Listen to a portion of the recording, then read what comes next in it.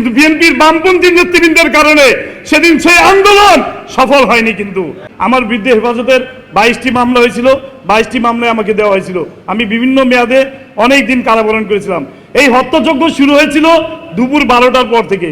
শান্তিপ্রিয় মুসলমান ভাইরা দেশ বিদেশ থেকে, যখন দেশে থেকে বিভিন্ন জায়গা থেকে যখন শান্তিপূর্ণভাবে মিছিল নিয়ে অংশগ্রহণ করেছিলেন, ঠিক তখনই বাইতুল মুকাররমের মূল প্রদেশ পথে তৎকালীন আমার মনে আছে ঢাকা মহানগর দক্ষিণের স্বেচ্ছাসেবক লীগের সভাপতি দেবাশিসের নেতৃত্বে তখন সন্ত্রাসীরা, পুলিশরা ঐক্যবদ্ধভাবে সাধারণ মুসল্লিদের উপর হামলা চালিয়েছে, হত্যাযজ্ঞ চালিয়েছিল।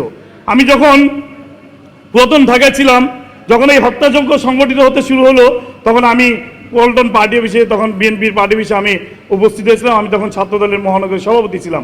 আমি দেখেছি তখন একের পর এক লাশ যাচ্ছে, শুধু একের পর এক লাশ যাচ্ছে। শান্তিপূর্ণ কর্মসূচির মধ্যে এত লাশ কেন? তখন থেকে শুরু হয়েছিল হত্যাযজ্ঞ, 12টার সময় থেকে শুরু হয়েছিল। তা আমাদের মাননীয় তৎকালীন বিরোধী দলীয় নেত্রী দেশনেত্রী বেগম খালেদা জিয়া কিন্তু বিএনপি নেতৃবৃন্দকে রাজপথে নেমে আসার জন্য ঘোষণা দিয়েছিলেন। কিন্তু বিএনপির বামপন্থী নেতৃবৃন্দের কারণে সেদিন সেই আন্দোলন সফল হয়নি। কিন্তু আর না হয় সেদিনই এই খুনি ফাঁসিবাদী খুনি শেখ হাসিনার পতন সংগঠিত হয়ে যেত। আমরা রাজপথে ছিলাম, আমরা দেখেছি কিভাবে হত্যাযজ্ঞ, রক্ত, লাশের মিছিল।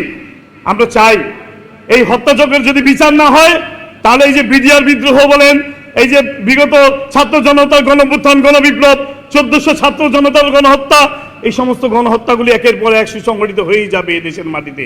আজকে যারা রাষ্ট্রীয় ক্ষমতা আছেন, যদি এই বিচারের কাজে ত্বরান্বিত না করেন, তাহলে এই রাষ্ট্রীয় ক্ষমতায় যারা আছেন তারাও কিন্তু একসময় ফ্যাসিবাদী হয়ে উঠবেন।